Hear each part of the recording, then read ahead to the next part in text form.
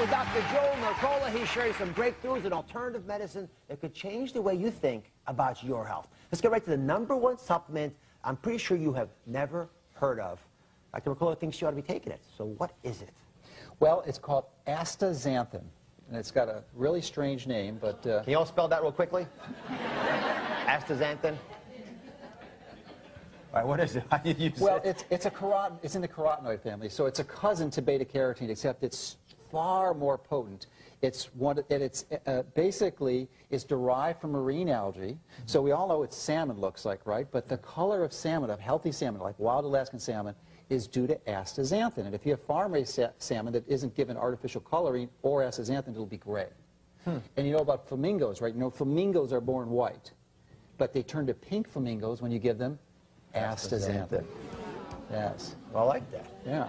Now, if I understand correctly, you said this supplement is poised to become the next vitamin D. And by that, I mean vitamin D is something that we all recognize we just don't have enough of.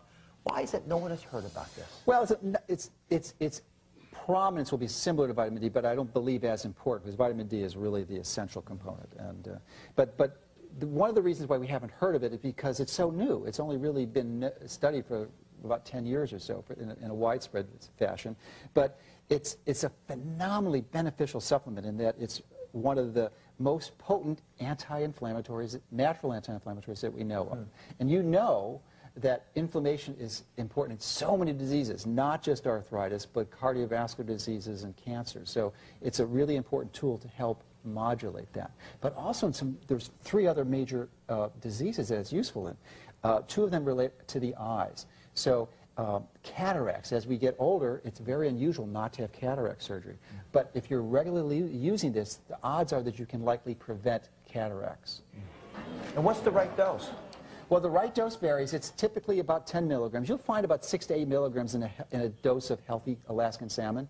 But about 2 to 8 milligrams for most people if you're treating other condition. It's also useful for athletes, especially highly competitive athletes. I mean, there's just amazing testimonials on improving performance because it's one of the most potent antioxidants that we know of, anywhere from 15 to 60 times more potent than vitamin E and vitamin C.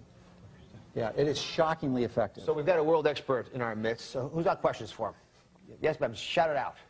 What about fatigue? Well, fatigue is a real challenge because it's a very common problem that can have many contributing factors. So the first treatment in fatigue is seeing someone who's really a knowledgeable healthcare clinician who can rule out the common sources. But common ones would be like thyroid dysfunction, which is really common in women nowadays. It's almost epidemic. And then making sure you're getting enough exercises and implementing the right types of foods and sleeping properly. So those all have to be addressed. But there's not one simple magic bullet that's going to treat fatigue. There's another question over here, I think. Yes, ma'am. Go ahead. Dr. Mercola, do you take it with food? And what time of the day? Are you referring to the astaxanthin? Yes. Yeah, astaxanthin, thank you for bringing it up, because it is a fat-soluble supplement. So absorption is a really crucial component, and you really need to take it with food, especially a meal that has plenty of fat, if you're going to maximize the absorption. So taking it on an empty stomach, you probably wouldn't get much. Thank you for reminding me. And if you could just give everybody, real quickly, the vitamin regimen that you take. Well, I don't take too many. I take astaxanthin. I take about 8 milligrams a day. And I also take coenzyme Q10, about 300 milligrams a day, and krill oil. I take 2 of those at 1 gram, 1,000 milligrams, and probiotics are good bacteria. And I take a little iodine supplement, and that's it.